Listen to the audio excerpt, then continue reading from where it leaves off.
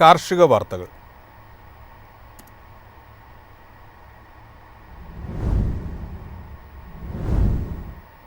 ഏലം വിപണിയിൽ ഉത്തരേന്ത്യക്കാർ സജീവം. റബ്ബർ വിലയിൽ വീണ്ടും ഇടിവ്.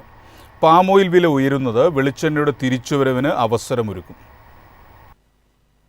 ഉത്സവ ഡിമാൻഡ് മുന്നിൽ കണ്ട് ഏലത്തിന് ഉത്തരേന്ത്യയുടെ ഏതാണ്ട് എല്ലാ സംസ്ഥാനങ്ങളിൽ നിന്നും അന്വേഷണങ്ങൾ എത്തുന്നുണ്ട്. കാലവർഷം സജീവമായതിനാൽ സാമ്പത്തിക മേഖല കരുത്തു നേടുന്നത് കണക്കിലെടുത്താൽ ഉത്സവ സീസണിൽ ഏലത്തിന് പതിവിലും ഡിമാൻഡ് അനുഭവപ്പെടുമെന്നാണ് അവിടുത്തെ വൻകിട സ്റ്റോക്കിസ്റ്റുകളുടെ കണക്കുകൂട്ടൽ. അറബ് രാജ്യങ്ങളിൽ നിന്നും യൂറോപ്പിൽ നിന്നും ഏലത്തിന് ആവശ്യക്കാരുണ്ട്. മികച്ച കാലാവസ്ഥയിൽ വിളവ് ഉയർന്നതിനൊപ്പം ലേലകേന്ദ്രങ്ങളിൽ ചരക്ക് വരവ് ശക്തമാണ്. ശരാശരി ഇനം ഏലക്ക കിലോ 2420 രൂപയിലും മികച്ച ഇനങ്ങൾ 3130 രൂപയിലും ലേലം നടന്നു. റബ്ബർ വില വീണ്ടും ഇടിഞ്ഞു. ടയർ നിർമ്മാതാക്കളിൽ നിന്നും ഉത്തരേന്ത്യൻ വ്യവസായികളിൽ നിന്നുമുള്ള ആവശ്യം ചുരുങ്ങിയത് ഷീറ്റ് വിലയെ ബാധിച്ചു. 19,700 രൂപയിൽ വിപണനം ആരംഭിച്ച 4ാം ഗ്രേഡ് വാരാന്ത്യം 19,500 രൂപയായി. 5ാം ഗ്രേഡ് 19,100 രൂപയിലാണ്. രാജ്യാന്തര തലത്തിൽ പാം ഓയിൽ വില ഉയരുന്നത് വെളിച്ചെണ്ണയുടെ തിരിച്ചുവരവിന് അവസരമൊരുക്കാം. ദീപാവലി വരെയുള്ള കാലയളവിലെ ആഭ്യന്തര ആവശ്യങ്ങൾ മുന്നിൽ കണ്ട് വ്യവസായികൾ പാം ഓയിൽ ഇറക്കുമതി ഉത്സാഹിച്ചത് മലേഷ്യൻ വിപണി ചൂടുപിടിക്കാൻ കാരണമായി. മാസത്തിന്റെ ആദ്യ പകുതിയിൽ അവരുടെ എണ്ണ കയറ്റുമതി വർദ്ധിച്ചതായി അവകാശപ്പെടുന്നു. നേരത്തെ പാചക എണ്ണകളുടെ വിലക്കയറ്റം നിയന്ത്രിക്കാൻ കേന്ദ്രം പാമോയിൽ ഇറക്കുമതി ഡ്യൂട്ടിയിൽ ഇളവ് വരുത്തിയിരുന്നു. ഓണം അടുത്തതിനാൽ പാമോയിൽ വിലക്കയറ്റം വെളിച്ചെണ്ണയുടെ തിരിച്ചുവരവിന് വഴിതെളിക്കാം. News desk MyFin TV. പരുത്തി ഇറക്കുമതി തീരുവ ഒഴിവാക്കി. വസ്ത്ര വ്യവസായത്തിന് താൽക്കാലിക ആശ്വാസമെന്ന് വ്യാപാരികൾ. അമേരിക്കൻ താരിഫ് മൂലം നട്ടം തിരിയുന്ന ഇന്ത്യൻ വസ്ത്ര വ്യവസായത്തിന് ആശ്വാസമാണ് തീരുവ ഒഴിവാക്കിയ പ്രഖ്യാപനം. ഇന്നു മുതൽ സെപ്റ്റംബർ 30 വരെയാണ് തീരുവ ഒഴിവാക്കിയിരിക്കുന്നത്. ഇളവുകൾ വസ്ത്രവിപണിയെ കൂടുതൽ മത്സരാധിഷ്ഠിതമാക്കും. പരുത്തിക്ക് ഇതുവരെ 11% ഇറക്കുമതി തീരുവയുണ്ടായിരുന്നത്. നികുതിരഹിത പരുത്തി ഇറക്കുമതി സെപ്റ്റംബറിനു ശേഷവും സർക്കാർ നീട്ടുമെന്ന് വ്യവസായ മേഖല പ്രതീക്ഷിക്കുന്നുണ്ട്. ഇന്ത്യയുടെ വസ്ത്രമേഖല കടുത്ത തൊഴിൽ പ്രതിസന്ധിയും പരിമിതമായ ഉൽപാദനശേഷിയും നേരിടുകയാണ്. കയറ്റുമതിക്കാർ ഉൽപാദനം വിദേശത്തേക്ക് മാറ്റാനുള്ള സാധ്യത സർക്കാരിന്റെ മെയ്ക്ക് ഇൻ ഇന്ത്യ ഉൽപാദന നീക്കത്തിന് കൂടുതൽ വെല്ലുവിളി ഉയർത്തുന്നു. 2030 ആകുമ്പോഴേക്കും തുണിത്തരങ്ങളുടെ കയറ്റുമതി $100 ബില്യൺ ഉയർത്തുകയാണ് ഇന്ത്യയുടെ ലക്ഷ്യം. അമേരിക്കൻ വസ്ത്രം വാങ്ങുന്നവർക്ക് ശക്തമായ ഒരു ബദലായി ഇന്ത്യ ഉയർന്നുവരുന്നതിനിടെയാണ് US താരിഫുകളിൽ കുത്തനെ വർധനവുണ്ടായത്. ബംഗ്ലാദേശ് രാഷ്ട്രീയ അനിശ്ചിതത്വം നേരിടുകയും ചൈനയിൽ കമ്പനികൾ വിദേശ വിപണികളിലേക്ക് വിതരണ ശൃംഖലകൾ വൈവിധ്യവൽക്കരിക്കാൻ ശ്രമിക്കുകയും ചെയ്യുന്നത് ഇന്ത്യക്ക് നേട്ടമാകുന്ന സാഹചര്യമായിരുന്നു നിലനിന്നിരുന്നത്. News desk MyFin TV. വിളവ് വർദ്ധിച്ചു. കാശ്മീർ ആപ്പിളിന് വില കുറയും. പ്രതീക്ഷ മങ്ങി കർഷകർ. കശ്മീരിൽ വിദേശ ആപ്പിൾ ഇനങ്ങളുടെ വിളവെടുപ്പ് ആരംഭിച്ചു. വിപണിയിൽ ആപ്പിൾ ലഭ്യത ഉയർന്നതോടെ കനത്ത വിലയിടിവാണ് കർഷകർ നേരിടുന്നത്. ഇറ്റലിയിൽ നിന്നും അമേരിക്കയിൽ നിന്നും ഇറക്കുമതി ചെയ്ത ഇനങ്ങളാണ് ഇപ്പോൾ വിളവെടുപ്പിന് പാകമായിരിക്കുന്നത്. കുറഞ്ഞ സ്ഥലത്ത് കൂടുതൽ കൃഷി ചെയ്യാൻ പറ്റുന്ന ഇനങ്ങളാണ് ഇവ. Super chief, red velox, red gala, scarlet spur, gala redlum എന്നീ ഇനങ്ങളാണ് കശ്മീർ തോട്ടങ്ങളിൽ കൃഷി ചെയ്തിരിക്കുന്നത്. കഴിഞ്ഞ വർഷം 10 മുതൽ 12 കിലോ വരെ ഭാരമുള്ള ബോക്സിന് 1300 മുതൽ 1400 രൂപ വരെയാണ് ലഭിച്ചിരുന്നത്. എന്നാൽ ഈ വർഷം 750 രൂപ മുതൽ 1000 രൂപ വരെയായി കുറഞ്ഞിട്ടുണ്ട്. കഴിഞ്ഞ വർഷത്തേക്കാൾ ഈ വർഷത്തെ ഉൽപാദനം 35% മുതൽ 45% വരെ കൂടുതലാണ്. ഇന്ത്യയുടെ മൊത്തം ഉൽപാദനത്തിന്റെ 75% കശ്മീരിൽ നിന്നാണ്. പ്രതിവർഷം 2.5 മുതൽ 2.6 ദശലക്ഷം ടൺ ആപ്പിളാണ് ഇവിടെ ഉൽപ്പാദിപ്പിക്കുന്നത്. ഏകദേശം 3.5 ദശലക്ഷം ആളുകൾ നേരിട്ടോ അല്ലാതെയോ ഉപജീവനത്തിനായി ഈ വ്യവസായത്തെ ആശ്രയിക്കുന്നുണ്ട്. News desk MyFin TV.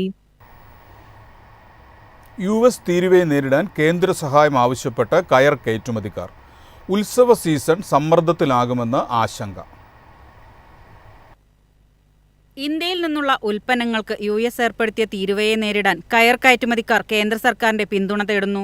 US വിപണിയിലെ കയർ ഉൽപ്പന്നങ്ങളുടെ മത്സരശേഷിയെ സാരമായി ബാധിച്ചെന്നാണ് വിലയിരുത്തൽ. നിലവിലെ പ്രതിസന്ധിയെ അടിയന്തര സാഹചര്യമായി കണക്കാക്കണമെന്നാണ് ഫെഡറേഷൻ ഓഫ് ഇന്ത്യൻ കയർ എക്സ്പോർട്ടേഴ്സ് അസോസിയേഷന്റെ ആവശ്യം. ക്രിസ്മസ്, പുതുവത്സരം എന്നീ സീസണിലേക്ക് നടപടി സ്വീകരിച്ചില്ലെങ്കിൽ കടുത്ത പ്രതിസന്ധി നേരിടുമെന്നാണ് കയറ്റുമതിക്കാർ ചൂണ്ടിക്കാട്ടുന്നത്. കയർ വിപണിയിലെ തൊഴിലാളികളിൽ ഭൂരിഭാഗവും ഗ്രാമപ്രദേശങ്ങളിലുള്ളവരാണ്. കൂടുതലും സ്ത്രീകളുമാണ്. ഓണവും ഉത്സവ സീസണും വേഗത്തിലടുക്കുന്നതോടെ ഉൽപാദനത്തിലെ മാന്ദ്യം തൊഴിൽ നഷ്ടത്തിന് കാരണമാകും. ആയിരക്കണക്കിന് കുടുംബങ്ങളെ ഇത് നേരിട്ട് ബാധിക്കും. ഇത് ഗുരുതരമായ സാമൂഹിക സാമ്പത്തിക ബാധ്യതയ്ക്ക് കാരണമാകുമെന്നും സംഘടന വ്യക്തമാക്കുന്നു. News desk MyFin TV. സംസ്ഥാനത്തെ നെൽ കർഷകർക്ക് സംഭരണ വില നിഷേധിക്കുന്ന സമീപനമാണ് കേന്ദ്ര സർക്കാർ സ്വീകരിക്കുന്നതെന്ന് ഭക്ഷ്യ സിവിൽ സപ്ലൈസ് വകുപ്പ് മന്ത്രി GR അനിൽ. കർഷകർക്ക് ലഭിക്കേണ്ട 1259 കോടി രൂപയാണ് കേന്ദ്ര സർക്കാർ അന്യായമായി തടഞ്ഞു വച്ചിരിക്കുന്നതെന്നും മന്ത്രി പറഞ്ഞു. 2024-25 സംഭരണ വർഷത്തിൽ കർഷകരിൽ നിന്നും സംഭരിച്ചിട്ടുള്ള നെല്ലിന്റെ MSP ഇനത്തിൽ കേന്ദ്രത്തിൽ നിന്നും ലഭിക്കേണ്ടത് 1342 കോടി രൂപയാണ്. ഇതിൽ 1 രൂപ പോലും നൽകിയിട്ടില്ലെന്ന് മന്ത്രി തിരുവനന്തപുരത്ത് നടത്തിയ വാർത്താ സമ്മേളനത്തിൽ ആരോപിച്ചു. ആകെ സംസ്ഥാനത്തെ കർഷകർക്ക് ലഭിക്കേണ്ട 2601 കോടി രൂപ കേന്ദ്ര സർക്കാർ തടഞ്ഞു വെച്ചിരിക്കുകയാണ്.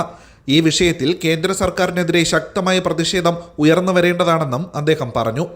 താങ്ങുവില നിശ്ചയിക്കുന്നതും നൽകുന്നതും കേന്ദ്ര സർക്കാരാണ്. കേരളത്തിലെ കർഷകരെ സഹായിക്കാൻ വേണ്ടിയാണ് അധികമായി ഒരു പ്രോത്സാഹന ബോണസ് സംസ്ഥാന സർക്കാർ പ്രഖ്യാപിച്ച് നൽകുന്നത്. ഇത് രണ്ടും കൂടെ ചേർത്താണ് ഇന്ത്യയിൽ ഏറ്റവും അധികം നെല്ലിന് വില നൽകുന്ന സംസ്ഥാനമായി കേരളം മാറിയത്. 23 രൂപ കേന്ദ്രത്തിൻ്റെയും കേന്ദ്രം ഇന്ത്യ ഒട്ടാകെ കൊടുക്കുന്ന സംഭരണ വിലയാണ്. നമ്മൾ പ്രോത്സാഹന ബോണസ് SIB ആയി 5-20 കൂടെ ചേർത്താണ് 28-20 നെല്ല് സംഭരിക്കുന്നത്. കേരളത്തിലെ നെൽകർഷകർക്ക് സംഭരണ വിലയായി നൽകാനുള്ള തുക നിഷേധിക്കുന്ന സമീപനമാണ് കേന്ദ്രം സ്വീകരിക്കുന്നത്. കേന്ദ്ര സർക്കാരിന്റെ വികേന്ദ്രീകൃത ധാന്യ സംഭരണ പദ്ധതിയുടെ കീഴിലാണ് രാജ്യത്ത് മുഴുവൻ ധാന്യ സംഭരണം നടക്കുന്നത്. ഇതിന്റെ ഭാഗമാണ് കേരളത്തിലെയും നെല്ല് സംഭരണം. താങ്ങുവില നിശ്ചയിക്കുന്നതും നൽകുന്നതും കേന്ദ്ര സർക്കാരാണ്. കേരളത്തിലെ കർഷകരെ സഹായിക്കുന്നതിന് വേണ്ടി അധികമായി ഒരു പ്രോത്സാഹന ബോണസ് കൂടി സംസ്ഥാന സർക്കാർ നിശ്ചയിച്ച് നൽകുന്നു. ഇത് രണ്ടും ചേർന്നതുകൊണ്ടാണ് രാജ്യത്തെ ഏറ്റവും ഉയർന്ന വില സംസ്ഥാനത്ത് ലഭിക്കുന്നത്. എന്നാൽ താങ്ങുവില നൽകാത്ത നിലപാടാണ് കേന്ദ്രം സ്വീകരിക്കുന്നത്. കർഷകർക്ക് നെല്ലിന്റെ വില കൊടുക്കാൻ പൂർണ്ണമായും പണം സംസ്ഥാന സർക്കാർ കണ്ടെത്തേണ്ടതായി വരുന്നുവെന്നും അദ്ദേഹം പറഞ്ഞു. മൈഫിൻ TV, തിരുവനന്തപുരം. ആഗോള വിപണിയിൽ കടൽ പായലിന് ഡിമാൻഡ് വർദ്ധിക്കുന്നു. ഇന്ത്യയിലും കൃഷി സജീവം. ആഗോള രാജ്യങ്ങൾ സീവീഡ് അഥവാ കടൽപ്പായലിന്റെ കൃഷിയിലേക്ക് കൂടുതൽ ശ്രദ്ധ ചെലുത്തുകയാണ്. ഉണങ്ങിയ കടൽപ്പായലിന് ആഗോള വിപണിയിൽ ആവശ്യക്കാരേറെയാണ്. ഇന്ത്യ ഉൾപ്പെടെ രാജ്യങ്ങളിൽ കടൽപ്പായൽ കൃഷി സജീവമാണ്. ബ്ലൂ ഇക്കണോമിക്ക് കീഴിലാണ് ഈ കൃഷി വരുന്നത്. തമിഴ്നാട്ടിലെ തൂത്തുക്കുടിയിലും മറ്റും കടൽപ്പായലിന്റെ കൃഷിയുണ്ട്. ഉണങ്ങിയ കടൽപ്പായലിന് കിലോയ്ക്ക് 80 മുതൽ 90 രൂപ വരെയാണ് വില. മേഖലയിലെ മത്സ്യബന്ധന തൊഴിലാളികളും ഇതിനായി ഇറങ്ങിയിട്ടുണ്ട്. മുൻനിര കന്നുകാലിത്തീറ്റ കമ്പനികൾ കടൽപ്പായലിന്റെ കൃഷിക്ക് വലിയ നിക്ഷേപങ്ങൾ നടത്തിയിട്ടുമുണ്ട്. കന്നുകാലി വളർത്തലുമായി ബന്ധപ്പെട്ടുള്ള മീഥേൻ പുറന്തള്ളൽ കുറയ്ക്കുന്നതിനാണ് കടൽപ്പായലിന് ഡിമാൻഡ് ഏറുന്നത്. മാക്രോ ആൽഗെ എന്ന ഗണത്തിലാണ് സീവീഡ് അഥവാ കടൽപ്പായൽ ഉൾപ്പെടുന്നത്. ചുവപ്പും ബ്രൗണും പച്ചയും നിറത്തിലുള്ള കടൽപ്പായലുകളുണ്ട്. News desk MyFin TV. കമ്പോള നിലവാരം.